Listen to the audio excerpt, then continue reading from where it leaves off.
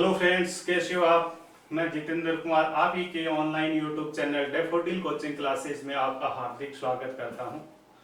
दोस्तों, हमने बात की थी राष्ट्रपति से संबंधित, राष्ट्रपति की जो भी शक्तियां थी उनसे संबंधित जो आर्टिकल थे वो लास्ट क्लास में हमने पढ़ लिए थे।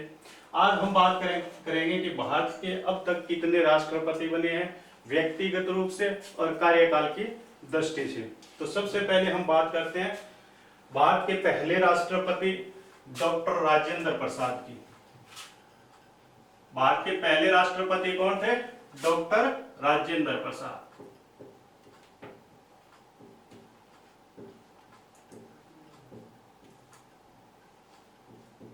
डॉक्टर राजेंद्र प्रसाद। दोस्तों, ये 26 जनवरी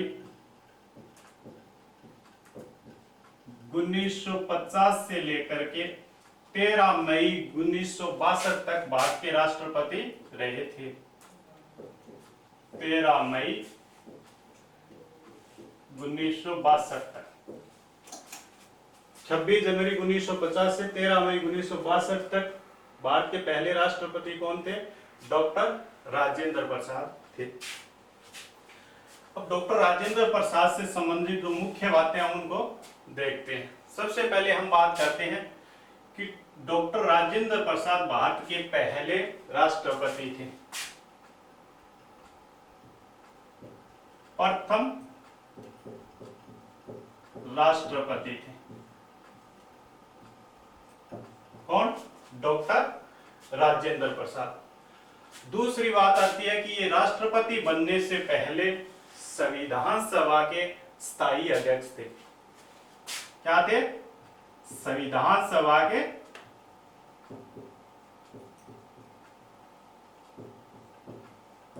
स्थायी अध्यक्ष।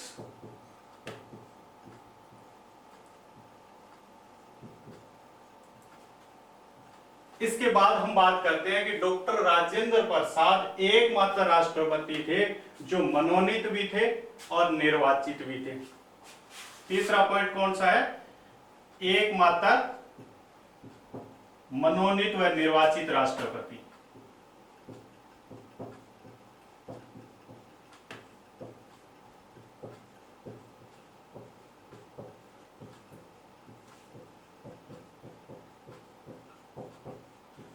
एकमात्र मनोनीत व निर्वाचित राष्ट्रपति। दोस्तों, इनको मनोनीत व निर्वाचित राष्ट्रपति क्यों कहा जाता है?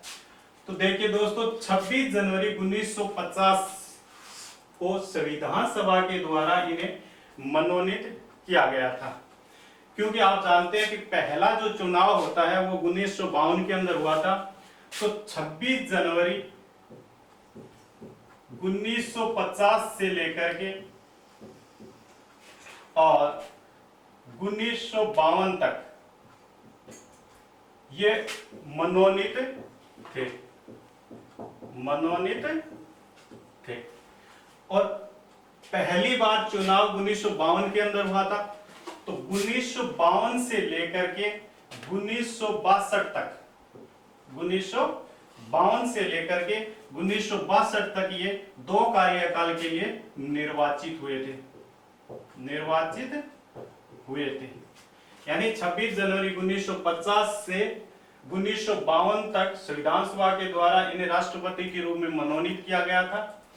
1952 में पहली बार चुनाव हुए थे और 1952 से लेकर 1962 तक यानी 2 कार्यकाल के लिए ये निर्वाचित हुए थे। इसलिए इनको एकमात्र मनोनीत व निर्वाचित राष्ट्रपति कहा जाता है। नेक्स्ट पॉइंट की हम बात करें तो सबसे लंबा कार्यकाल इन्हीं का रहा था। यानी सबसे लंबे कार्यकाल वाले राष्ट्रपति, सबसे लंबे कार्यकाल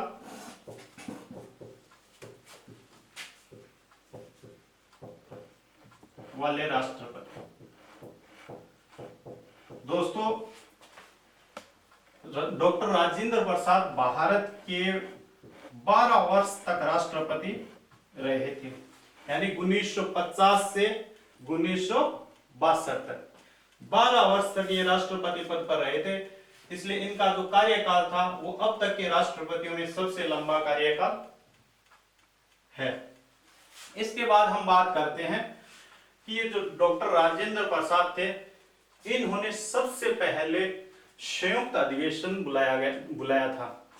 मैंने पहले भी बताया था, अभी तक 3 बार संयुक्त अधिवेशन आहूत किए जा चुके हैं, जिनमें से जो पहला 1961 के अंदर संयुक्त अधिवेशन आहूत किया गया था वो डॉक्टर राजेंद्र प्रसाद के द्वारा ही आहूत किया गया था। और पहला जो संयुक्त अधिवेशन है वो किस विधेयक को लेकर के आहूत किया गया था? तो जो दहेज निरोधक विधेयक था 1961 का, उसको लेकर के संयुक्त अधिवेशन बुलाया गया था डॉक्टर राजेंद्र प्रसाद के द्वारा। तो दहेज निरोधक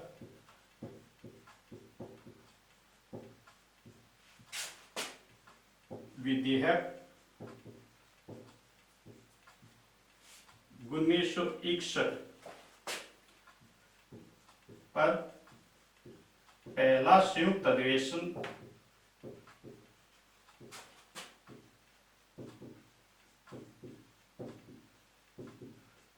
आहूत करने वाले राष्ट्रपति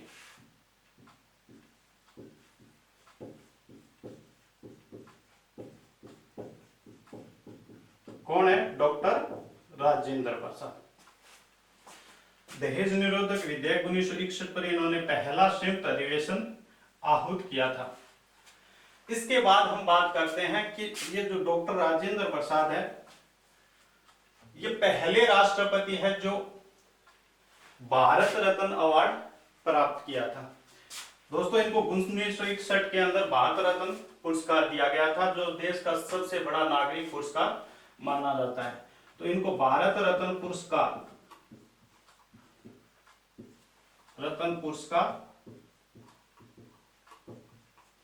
कब दिया गया था? सन 1961 में दिया गया था। तो पहले राष्ट्रपति कौन है जो भारत रत्न प्राप्त किया था? तो डॉक्टर राजेंद्र प्रसाद का नाम आता है। तो दोस्तों, ये डॉक्टर राजेंद्र प्रसाद से संबंधित कुछ मुख्य बातें थी। पहले हमने देखी कि ये भारत के पहले राष्ट्रपति, दूसरी बात ये राष्ट्रपति बनने से पहले संविधान सभा के स्थायी अध्यक्ष थे। इसके बाद बात की थी ये एकमात्र राष्ट्रपति हैं जो मनोनीत भी है और निर्वाचित भी है। 26 जनवरी 1950 से 52 तक ये मनोनीत रहे थे। 1950 में से 62 तक ये निर्वाचित रहे थे 2 कार्यकाल के लिए। इसलिए इनके बारे में कहते हैं कि इनका जो कार्यकाल है वो सबसे लंबा कार्यकाल है। 12 वर्ष का इनका कार्यकाल रहा था।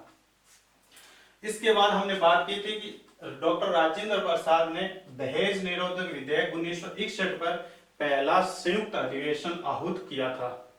तो पहला संयुक्त अधिवेशन आहूत करने वाले राष्ट्रपति भी डॉक्टर राजेंद्र प्रसाद है। और डॉक्टर राजेंद्र प्रसाद को सन 1961 में भारत रत्न पुरस्कार से नवाजा गया था। तो भारत रत्न पुरस्कार प्राप्त करने वाले पहले राष्ट्रपति भी कौन कहलाए थे? डॉक्टर राजेंद्र प्रसाद कहलाए थे। इसके बाद हम भारत के जो दूसरे राष्ट्रपति है डॉक्टर सर्वपल्ली राधाकृष्णन, उनकी बात करते हैं। उनसे संबंधित जो भी महत्वपूर्ण बातें हैं उनको देखते हैं।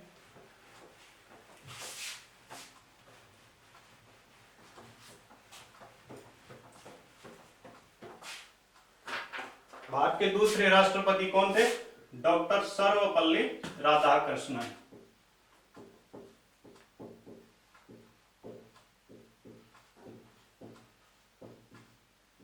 डॉक्टर सर्वपल्ली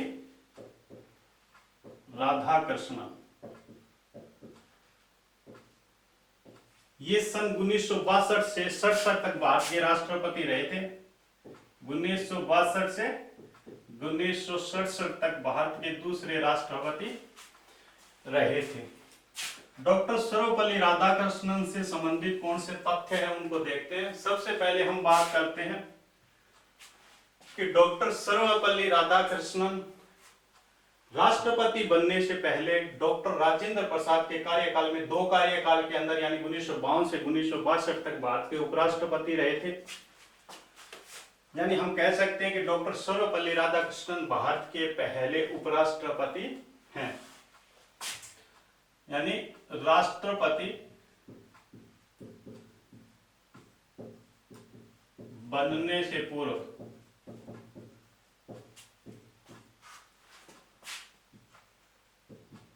भारत के उपराष्ट्रपति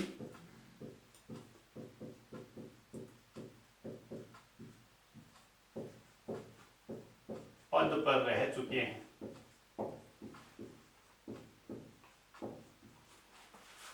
फिर ये डॉक्टर सर्वपल्ली राधाकृष्णन भारत के दूसरे राष्ट्रपति बन जाते हैं 1962 के अंदर। डॉक्टर सर्वपल्ली राधाकृष्णन जो है, इनके समय भारत चीन युद्ध हुआ था सन 1962 के अंदर। भारत चीन युद्ध कब हुआ था? सन 1962 के अंदर। और जब भारत चीन युद्ध 1962 में हुआ था, उस समय जो पहला राष्ट्रीय आपातकाल लगाया गया था वो डॉक्टर सर्वपल्ली राधाकृष्णन के द्वारा ही लगाया गया था। 1962 के अंदर भारत चीन युद्ध होता है। इस समय पहला राष्ट्रीय आपातकाल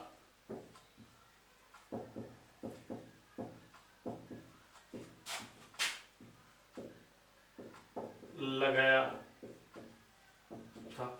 पहला राष्ट्रीय, यानी आप अभी तक कितनी बार राष्ट्रीय आपातकाल लगाए जा चुके हैं?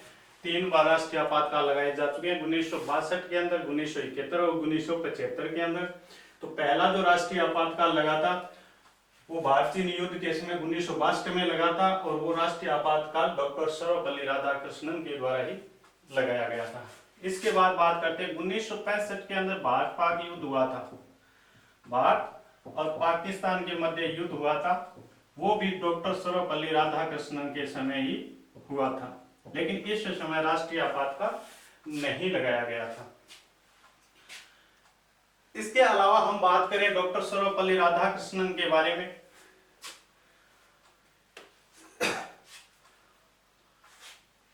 तो डॉक्टर सर्वपल्ली राधाकृष्णन जो है, इनको सन 1954 के अंदर भारत रत्न पुरस्कार दिया गया था।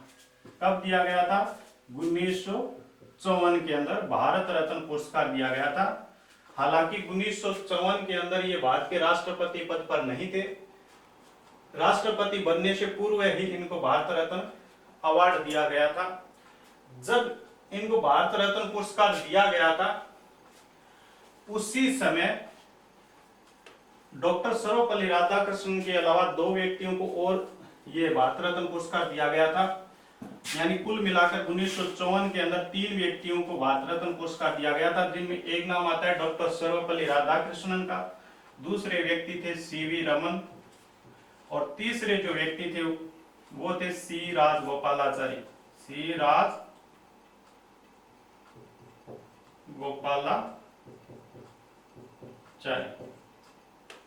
दोस्तों, ये जो भारत रत्न पुरस्कार है, ये भारत का सबसे बड़ा नागरिक पुरस्कार है। इसकी शुरुआत ही 1954 में ही होती है, और जब शुरुआत होती है उसी समय एक साथ 3 व्यक्तियों को यह अवार्ड दिया गया था, सीवी रमन, सी राजगोपालाचारी और डॉक्टर सर्वपल्ली राधाकृष्णन को। तो डॉक्टर सर्वपल्ली राधाकृष्णन भारत रत्न पुरस्कार प्राप्त करने वाले पहले व्यक्ति हैं। भारत रत्न पुरस्कार प्राप्त करने वाले व्यक्ति हैं। दोस्तों, यहां थोड़ी सी ध्यान देना, जब मैं डॉक्टर राजेंद्र प्रसाद के बारे में बता रहा था तो ये बताया था कि डॉक्टर राजेंद्र प्रसाद भारत रत्न पुरस्कार प्राप्त करने वाले पहले राष्ट्रपति थे, जबकि मैं यहां बता रहा हूं कि भारत रत्न पुरस्कार प्राप्त करने वाले पहले व्यक्ति। इनको व्यक्ति क्यों बोला जाता है? क्योंकि इनको 1954 में ये अवार्ड दिया गया था। उस समय ये भारत के राष्ट्रपति नहीं थे। तो पहले राष्ट्रपति जिनको भारत रत्न दिया गया वो डॉक्टर राजेंद्र प्रसाद है, और भारत के पहले व्यक्ति जिनको भारत रत्न पुरस्कार दिया गया वो डॉक्टर सर्वपल्ली राधाकृष्णन है। तो ये डॉक्टर सर्वपल्ली राधाकृष्णन से संबंधित कुछ मुख्य बातें हैं। पहली बात, राष्ट्रपति बनने से पूर्व ये भारत के उपराष्ट्रपति पद पर रह चुके हैं। डॉक्टर राजेंद्र प्रसाद के समय यानी 1952 से 1962 तक 2 कार्यकाल के लिए ये भारत के उपराष्ट्रपति रहे थे, यानी ये भारत के पहले उपराष्ट्रपति भी हैं। इसके बाद ये 1962 में राष्ट्रपति बन जाते हैं। जब ये राष्ट्रपति बनते हैं तो इनके कार्यकाल में पहले 1962 के अंदर भारत चीन युद्ध होता है, जिस समय राष्ट्रीय आपातकाल लगाया गया था डॉक्टर सर्वपल्ली राधाकृष्णन के द्वारा। इन्हीं के कार्यकाल में भारत पाक युद्ध होता है 1965 में, लेकिन इस समय राष्ट्रीय आपातकाल नहीं लगाया गया था, क्योंकि ये 1962 में जो राष्ट्रीय आपातकाल लगा था वो 1968 तक चला था, इसलिए 1965 में दोबारा राष्ट्रीय आपातकाल लगाने की आवश्यकता ही नहीं पड़ी। इसके बाद हम बात करें तो डॉक्टर सर्वपल्ली राधाकृष्णन को 1954 में भारत रत्न पुरस्कार दिया गया था, यानी डॉक्टर सर्वपल्ली राधाकृष्णन भारत रत्न पुरस्कार प्राप्त करने वाले देश के पहले व्यक्ति हैं। इसके बाद हम बात करते हैं नेक्स्ट राष्ट्रपति की, भारत के तीसरे राष्ट्रपति डॉक्टर जाकिर हुसैन की।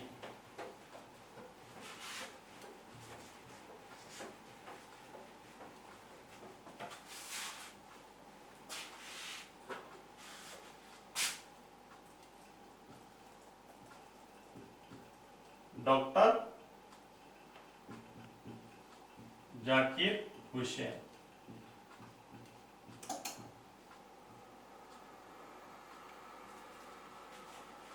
कब से लेकर कब तक रहे थे ये? 1967 से लेकर के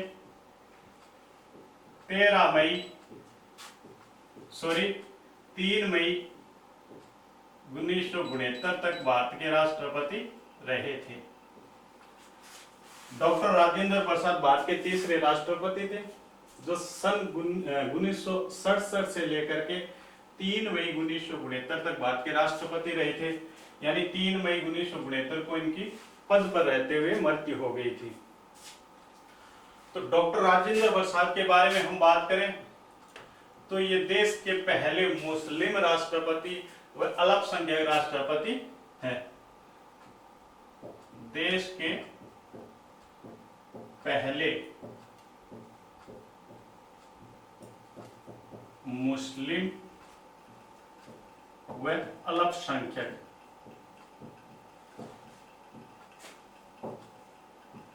राष्ट्रपति, देश के पहले मुस्लिम व अल्पसंख्यक राष्ट्रपति कौन थे? डॉक्टर जाकिर हुसैन। इनको अल्पसंख्यक क्यों कहा जाता है? क्योंकि मैंने पहले भी बताया था दोस्तों, ये मुस्लिम थे और मुस्लिम समुदाय अल्पसंख्यक वर्ग के अंदर आता है। 1993 में केंद्र सरकार ने एक अधिसूचना जारी करके 5 समुदायों को अल्पसंख्यक समुदाय का दर्जा दिया था, जिसमें नाम आया था पहला मुस्लिम, दूसरा सिख, तीसरा बौद्ध, पारसी, ईसाई। 1993 में केंद्र सरकार के द्वारा इन 5 समुदायों को अल्पसंख्यक समुदाय का दर्जा दिया गया था, और इसके बाद 2014 में केंद्र सरकार ने एक अधिसूचना जारी कर जो जैन समुदाय है इसको भी अल्पसंख्यक समुदाय का दर्जा दिया गया था। तो वर्तमान में ये 6 समुदाय है जिनको अल्पसंख्यक समुदाय का दर्जा मिला है, इसलिए इनको कहते हैं कि ये भारत के पहले मुस्लिम व अल्पसंख्यक राष्ट्रपति हैं। दूसरी हम अगर बात करें तो पद पर रहते देहांत होने वाले ये पहले राष्ट्रपति हैं। दोस्तों, जब ये राष्ट्रपति पद पर थे उसी दौरान 3 मई 1969 में इनकी मृत्यु हो गई थी। तो पद पर रहते हुए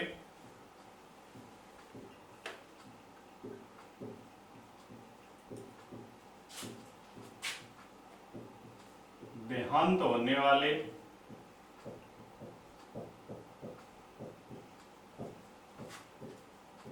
प्रथम राष्ट्रपति कौन है? डॉक्टर जाकिर हुसैन। तीसरी हम बात करते हैं तो दोस्तों ये मात्र 3 वर्ष के लिए राष्ट्रपति रहे थे, यानी इनका जो कार्यकाल है वो सबसे छोटा कार्यकाल है बाकी राष्ट्रपतियों की तुलना में। तो सबसे छोटे कार्यकाल वाले राष्ट्रपति भी डॉक्टर जाकिर हुसैन है, सबसे छोटे कार्यकाल वाले राष्ट्रपति। इसके अलावा हम बात करें तो डॉक्टर जाकिर हुसैन राष्ट्रपति बनने से पहले ये भारत के उपराष्ट्रपति पद पर भी रह चुके हैं और उससे पहले ये बिहार के राज्यपाल भी रह चुके हैं। तो राष्ट्रपति बनने से पूर्व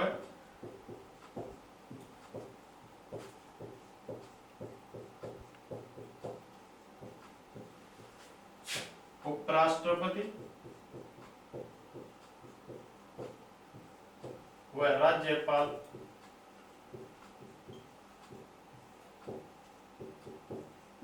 पद पर रह चुके। दोस्तों डॉक्टर जाकिर हुसैन जो है इनको सन 1963 के अंदर भारत रत्न पुरस्कार दिया गया। भारत रत्न अवार्ड कब दिया गया इन्हें? 1963 में, यानी राष्ट्रपति बनने से पहले ही इनको भारत रत्न पुरस्कार दे दिया गया था। तो ये कुछ तथ्य है डॉक्टर जाकिर हुसैन से संबंधित, जो भारत के तीसरे राष्ट्रपति थे। सन 1967 से 3 मई 1969 तक भारत के राष्ट्रपति रहे थे। ये भारत के पहले मुस्लिम व अल्पसंख्यक राष्ट्रपति हैं। दूसरा, ये पद पर रहते देहांत होने वाले ये भारत के पहले राष्ट्रपति हैं। पद पर रहते हुए देहांत होने वाले भारत के दूसरे राष्ट्रपति कौन थे? फखरुद्दीन अली अहमद थे। तीसरा पॉइंट आया था कि सबसे छोटे कार्यकाल वाले राष्ट्रपति भी डॉक्टर जाकिर हुसैन है। ये 3 साल के लिए भारत के राष्ट्रपति रहे थे और ये राष्ट्रपति बनने से पहले भारत के उपराष्ट्रपति पद पर और बिहार के राज्यपाल के पद पर रह चुके थे। 1963 के अंदर इन्हें भारत रत्न पुरस्कार से सम्मानित किया गया था। अब बात करते हैं हम नेक्स्ट राष्ट्रपति की। दोस्तों जब डॉक्टर जाकिर हुसैन की पद पर रहते हुए मृत्यु हो गई थी 3 मई 1969 को, उस समय भारत के उपराष्ट्रपति थे वीवी गिरी। वीवी गिरी थे, उन्हें फिर कार्यवाहक राष्ट्रपति बनाया गया था। तो हम अब बात करते हैं कार्यवाहक राष्ट्रपति वीवी गिरी की।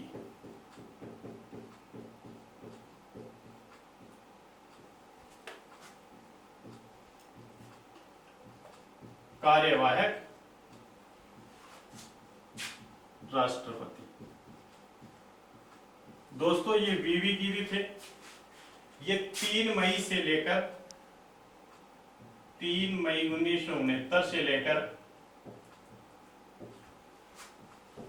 20 जुलाई 1969 तक कार्यवाहक राष्ट्रपति बने थे। डॉक्टर जाकिर हुसैन की मृत्यु हुई थी, उस समय वीवी गिरी भारत के उपराष्ट्रपति थे।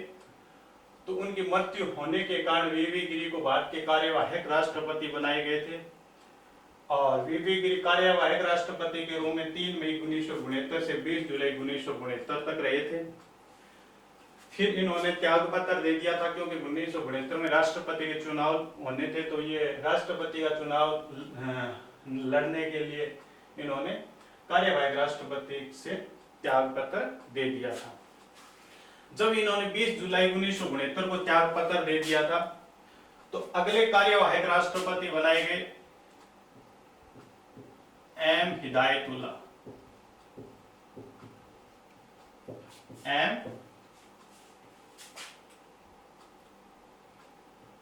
हिदायतुल्लाह ये भारत के दूसरे कार्यवाहक राष्ट्रपति थे। दूसरे कार्यवाहक राष्ट्रपति थे। और एम हिदायतुल्लाह जो कि हमारे सुप्रीम कोर्ट के मुख्य न्यायाधीश थे, क्योंकि उस समय डॉक्टर जाकिर हुसैन जो भारत के राष्ट्रपति थे, उनकी मृत्यु हो गई थी पद पर रहते हुए। तो फिर उपराष्ट्रपति जो वीवी गिरी थे, इनको कार्यवाहक राष्ट्रपति बना दिया गया। अब ये वीवी गिरी ने भी त्याग पत्र दे दिया, तो उस समय राष्ट्रपति और उपराष्ट्रपति दोनों पद खाली हो गए थे। तो उस स्थिति में सुप्रीम कोर्ट के मुख्य न्यायाधीश एम हिदायतुल्लाह को भारत के कार्यवाहक राष्ट्रपति बनाए गए थे। और एम हिदायतुल्लाह 20 जुलाई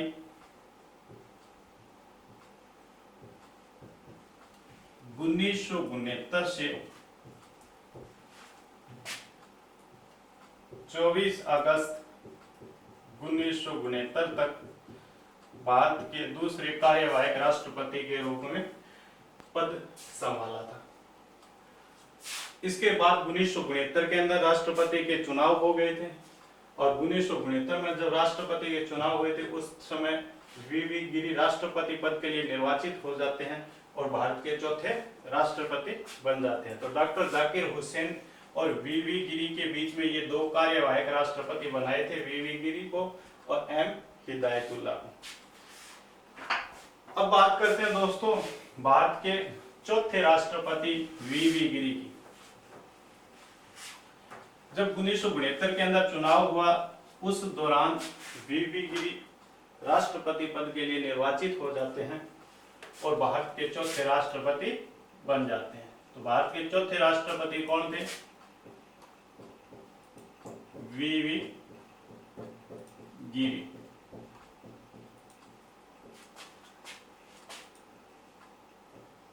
जो 1969 से लेकर के 1974 तक अपने पद पर रहे थे, यानी 5 साल का पूरा कार्यकाल इन्होंने किया था। दोस्तों वीवी गिरी के बारे में अगर हम पढ़ते हैं तो सबसे पहले बात आती है कि ये एकमात्र ऐसे राष्ट्रपति थे जो निर्दलीय निर्वाचित हुए थे। एकमात्र निर्दलीय निर्वाचित होने वाले राष्ट्रपति।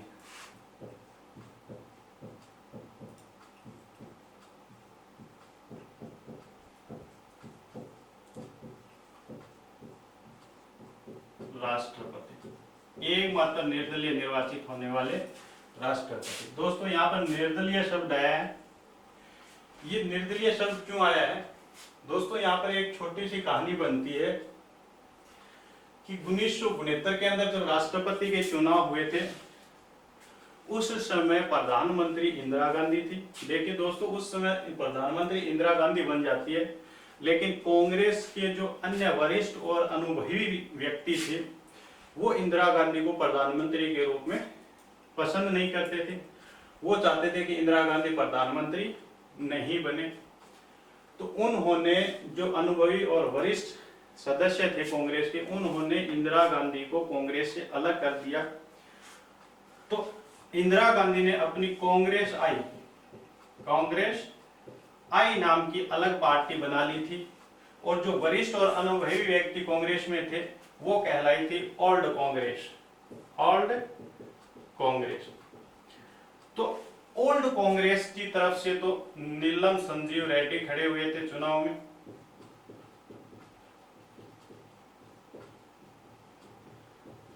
और कांग्रेस आई जो पार्टी है जो किसकी थी? इंदिरा गांधी की पार्टी थी।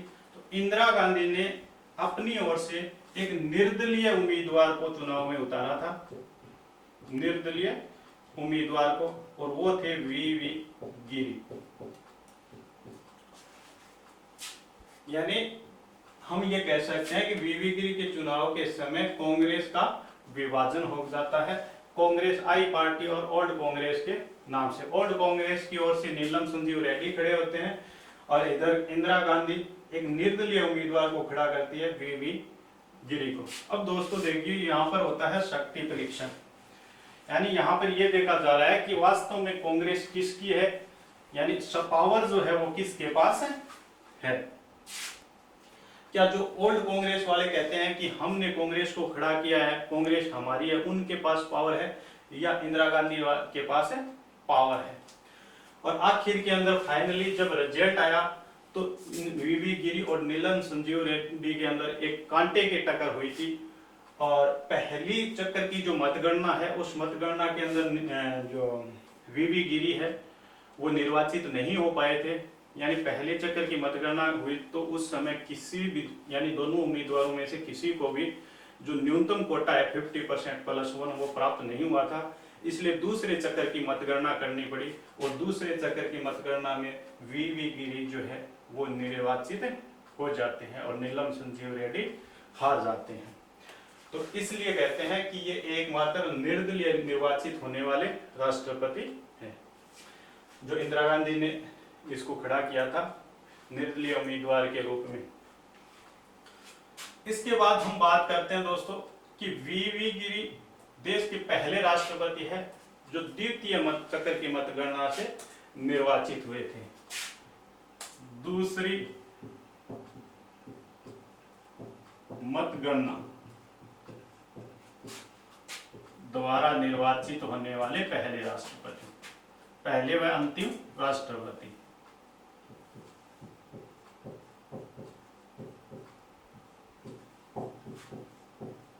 होने वाले राष्ट्रपति। दोस्तों ये जो वीवी गिरी है ये राष्ट्रपति बनने से पहले कार्यवाहक राष्ट्रपति भी रह चुके हैं और उससे पहले भारत के उपराष्ट्रपति पद पर भी रह चुके हैं। तो राष्ट्रपति बनने से पूर्व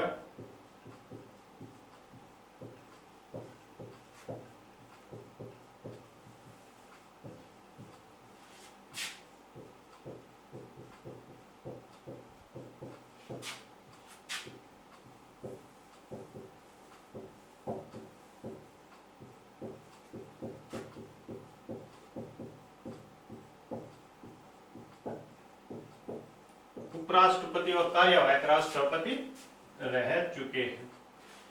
इसके अलावा हम बात करते हैं दोस्तों जो दूसरा राष्ट्रीय आपातकाल लगाया गया था सन 1971 के अंदर, दूसरा वो राष्ट्रीय आपातकाल वीवी गिरी के द्वारा ही लगाया गया था। यानी उस समय भारत के राष्ट्रपति वीवी गिरी थे और उस समय यानी 1971 का जो राष्ट्रीय आपातकाल है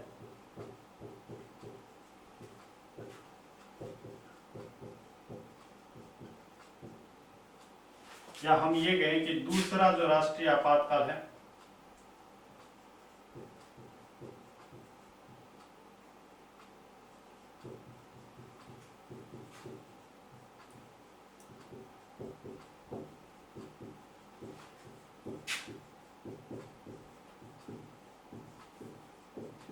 वो डॉक्टर वीवी गिरी ने ही लगाया था।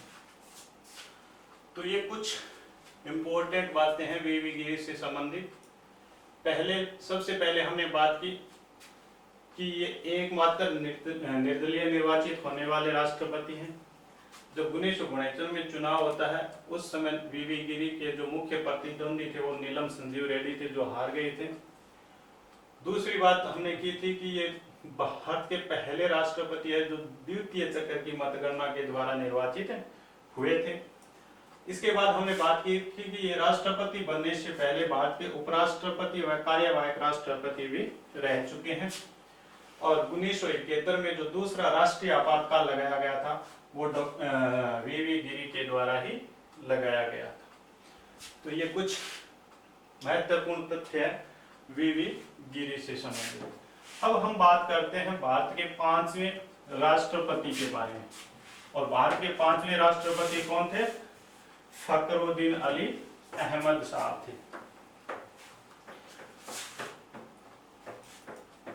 जो 1974 से 1977 तक रहे थे। भारत के 5वें राष्ट्रपति कौन थे? फखरुद्दीन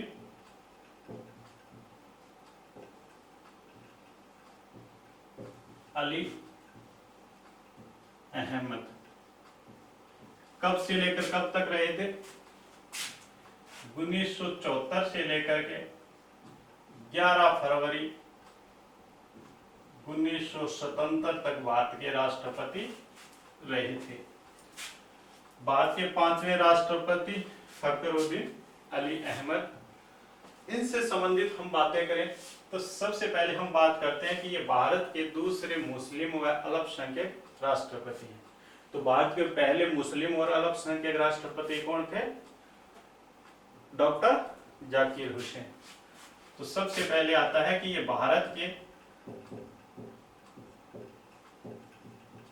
दूसरे मुस्लिम व अल्पसंख्यक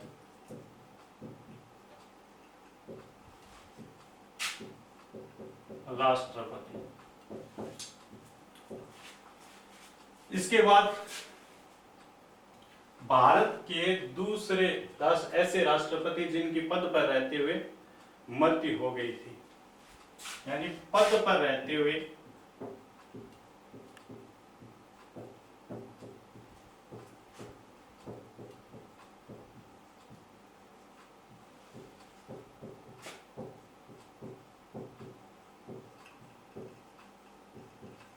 दूसरे राष्ट्रपति। तो पद पर रहते हुए पहले राष्ट्रपति जिनकी मृत्यु हुई थी वो कौन थे? डॉक्टर जाकिर हुसैन थे। इसके बाद एक महत्वपूर्ण चीज इसमें ध्यान रखना है कि जो तीसरा राष्ट्रीय आपातकाल लगा था, यानी पहला राष्ट्रीय आपातकाल कब लगा? 1962 में लगा था। उस समय भारत के राष्ट्रपति डॉक्टर राजेंद्र प्रसाद थे। इसके बाद 1971 के अंदर लगा था और उस समय भारत के राष्ट्रपति वीवी गिरी थे। और 1975 में तीसरा राष्ट्रीय आपातकाल लगाया गया था और इस समय राष्ट्रपति कौन थे? फखरुद्दीन अली अहमद थे। तो तीसरा राष्ट्रीय आपातकाल आंतरिक अशांति को लगा था। कब लगा था? 25 जून 1975 को लगाया गया था। आंतरिक अशांति के नाम पर लगाया गया था।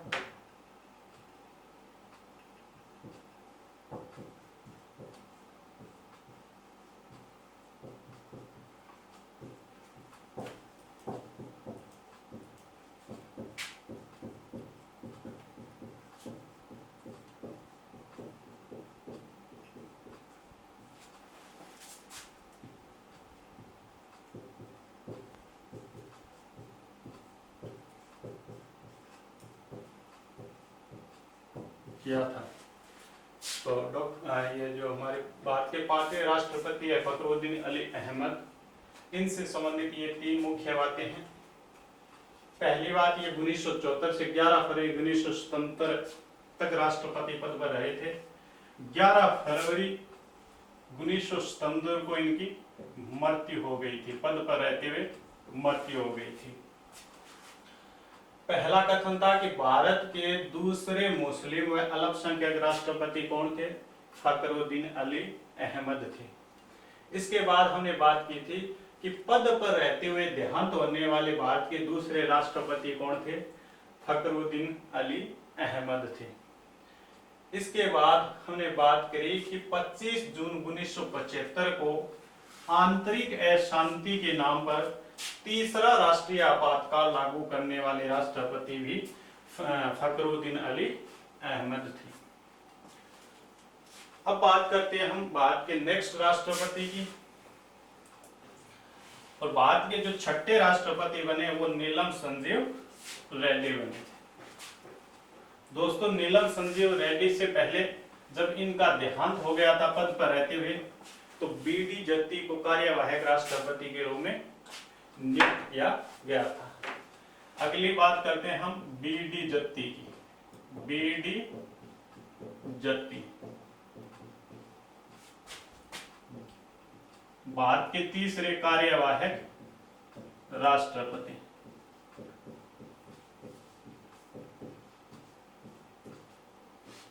बीडी जत्ती भारत के तीसरे ये कार्यवाहक राष्ट्रपति बने थे। पहले वीवी गिरी बने थे, दूसरे एम हिदायतुल्लाह और तीसरे जो कार्यवाहक राष्ट्रपति थे वो बीडी जत्ती थे। ये 11 फरवरी 1977 से लेकर के और 25 जुलाई 1977 तक कार्यवाहक राष्ट्रपति के रूप में कार्य किया था। तीसरे कार्यवाहक राष्ट्रपति कौन है? बीडी जत्ती। जब फखरुद्दीन अली अहमद की हत्या हुई थी उस समय बीडी जत्ती भारत के उपराष्ट्रपति थे। तो उनकी मृत्यु होने के बाद बीडी जत्ती को कार्यवाहक राष्ट्रपति बना दिया गया था और इन्होंने 11 फरवरी 1977 से 25 जुलाई 1977 तक भारत के तीसरे कार्यवाहक राष्ट्रपति के रूप में कार्य किया था। इसके बाद 25 जुलाई 1977 से भारत के जो छठे राष्ट्रपति हैं वो बने थे नीलम संजीव रेड्डी। भारत के छठे राष्ट्रपति कौन बने थे? नीलम संजीव रेड्डी।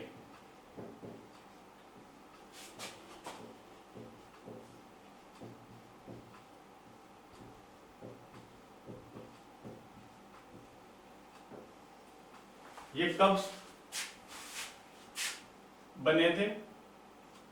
25 जुलाई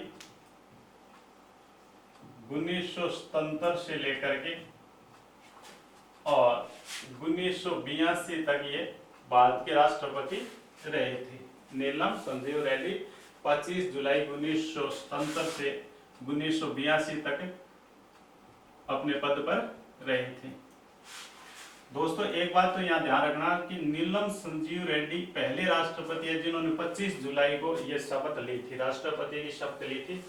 इसके बाद जितने भी आज तक राष्ट्रपति बने हैं उन सभी राष्ट्रपतियों ने 25 जुलाई को ही शपथ ली है। पहली बात तो ये ध्यान रखना है। दोस्तों नीलम संजीव रेड्डी के बारे में हम बात करें तो ये राष्ट्रपति बनने से पहले लोकसभा अध्यक्ष पद पर थे। लोकसभा अध्यक्ष पद से त्यागपत्र देकर ये राष्ट्रपति का चुनाव लड़ा और निर्वाचित हुए थे। तो राष्ट्रपति बनने से पूर्व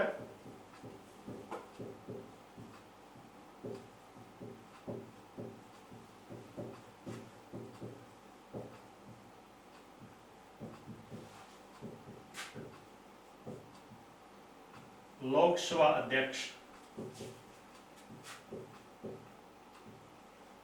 पद पर रह चुके हैं। लोकसभा अध्यक्ष पद से इन्होंने त्यागपत्र देकर के राष्ट्रपति का चुनाव लड़ा। दूसरी हम बात करें नीलम संजीव रेड्डी के बारे में तो सबसे कम उम्र में बनने वाले राष्ट्रपति हैं, यानी सबसे युवा राष्ट्रपति नीलम संजीव रेड्डी हैं। सबसे युवा राष्ट्रपति कौन है? नीलम संजीव रेड्डी, यानी ये 64 वर्ष की आयु में भारत के राष्ट्रपति बन गए थे। तो पहला पॉइंट कौन सा था कि राष्ट्रपति बनने से पहले ये लोकसभा अध्यक्ष पद पर रह चुके हैं। लोकसभा अध्यक्ष पद से त्यागपत्र करके ये राष्ट्रपति का चुनाव लड़ा था और ये सबसे कम उम्र में बनने वाले राष्ट्रपति है, यानी सबसे युवा राष्ट्रपति है। ये 64 वर्ष की आयु में भारत के राष्ट्रपति बन गए थे। इसके बाद हम बात करते हैं दोस्तों नीलम संजीव रेड्डी ने दूसरा जो संयुक्त अधिवेशन है वो बुलाया था। दूसरा संयुक्त अधिवेशन कब बुलाया गया था? 1978 के अंदर बुलाया गया था।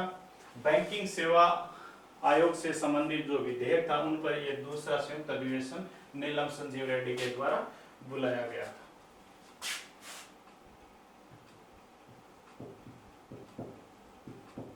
बैंकिंग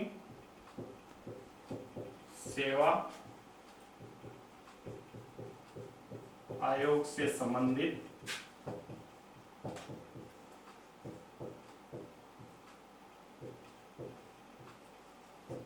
विधेयक कब आया था? 1978।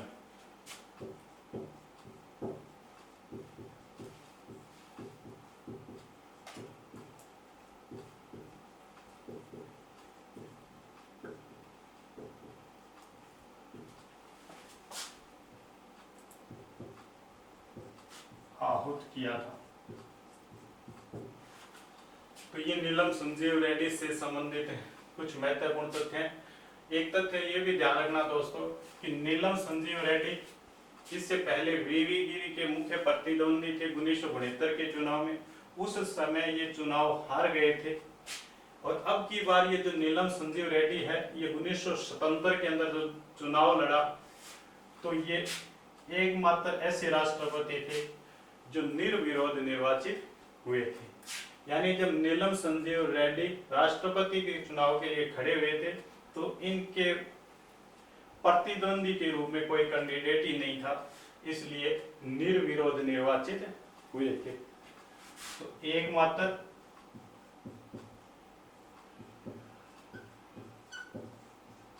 निर्विरोध निर्वाचित होने वाले राष्ट्रपति भी नीलम संजीव रेड्डी है।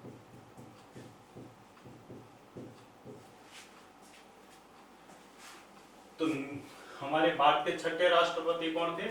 नीलम संजीव रेड्डी, जो 25 जुलाई 1977 से 1982 तक रहे थे। नीलम संजीव रेड्डी के बाद आज तक जो भी राष्ट्रपति बने उन सभी ने 25 जुलाई को शपथ ली थी। अब अभी वर्तमान में जो रामनाथ कोविंद जी राष्ट्रपति हमारे भारत के, उन्होंने भी 25 जुलाई 2017 को ही शपथ ली थी। नीलम संजीव रेड्डी राष्ट्रपति बनने से पहले लोकसभा अध्यक्ष पद पर थे। यहाँ से इन्होंने त्याग पत्र देकर राष्ट्रपति का चुनाव लड़ा था और ये एकमात्र निर्विरोध निर्वाचित होने वाले राष्ट्रपति हैं, क्योंकि इनके विपक्ष कोई कैंडिडेट खड़ा नहीं हुआ था। ये सबसे कम उम्र में बनने वाले राष्ट्रपति हैं, यानी भारत के सबसे युवा राष्ट्रपति हैं, जो 64 वर्ष की आयु में भारत के राष्ट्रपति बने थे। इन्होंने बैंकिंग सेवा आयोग से संबंधित विधेयक 1978 पर दूसरा जो संयुक्त अधिवेशन है वो आहूत किया था, और पहला कब किया गया था? 1961 में डॉक्टर राजेंद्र प्रसाद के द्वारा आहूत किया गया था। तो ये कुछ महत्वपूर्ण बातें नीलम संजीव रेड्डी से संबंधित।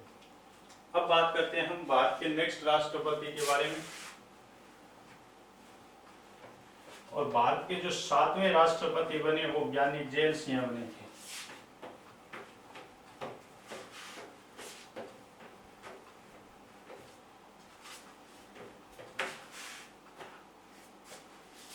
भारत के 7वें जो राष्ट्रपति थे वो कौन थे? ज्ञानी जैल सिंह।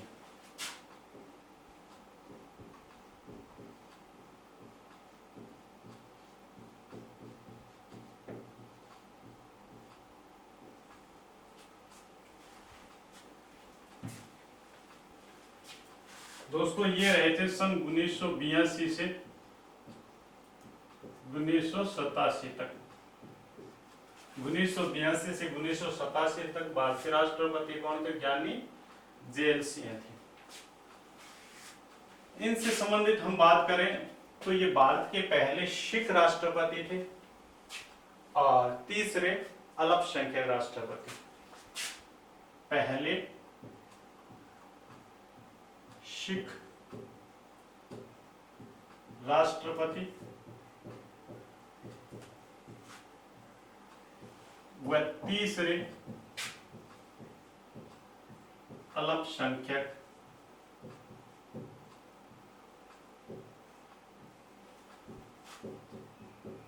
राष्ट्रपति। भारत के पहले सिख राष्ट्रपति और तीसरे अल्पसंख्यक राष्ट्रपति कौन है? यानी जैल सिंह, क्योंकि सिख समुदाय भी अल्पसंख्यक समुदाय के अंदर ही आता है। दोस्तों इसके बाद हम बात करें तो ज्ञानी जैल सिंह राष्ट्रपति बनने से पहले पंजाब के मुख्यमंत्री पद पर भी रह चुके हैं। राष्ट्रपति बनने से पूर्व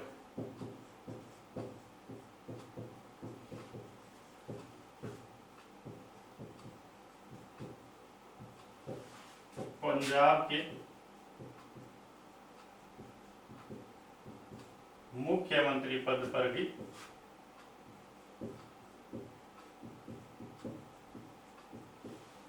रह चुके। और दोस्तों सबसे इंपॉर्टेंट इनसे संबंधित कोई अगर बात है तो वो है कि इन्होंने जेबी वीटो का प्रयोग किया था। तो जेबी वीटो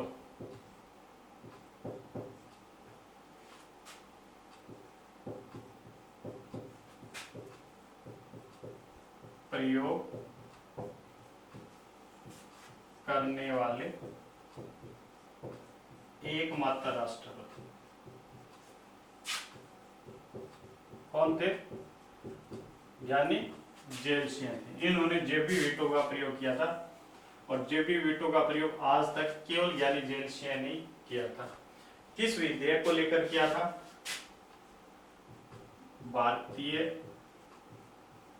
डाक संशोधन विधेयक।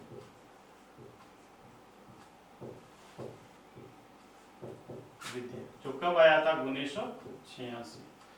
ये जो विधेयक था 1986 का भारतीय डाक संशोधन विधेयक, इस पर ज्ञानी जेल सिंह ने जेबी वीटो का प्रयोग किया था।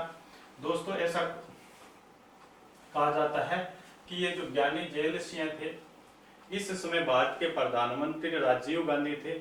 तो ज्ञानी जेल सिंह और राजीव गांधी के मध्य अच्छे संबंध नहीं थे। इन दोनों के संबंधों को लेकर अक्सर विवाद ही रहता था। इसलिए ज्ञानी जेल सिंह ने भी अपने शक्ति का प्रयोग करके दिखाया था।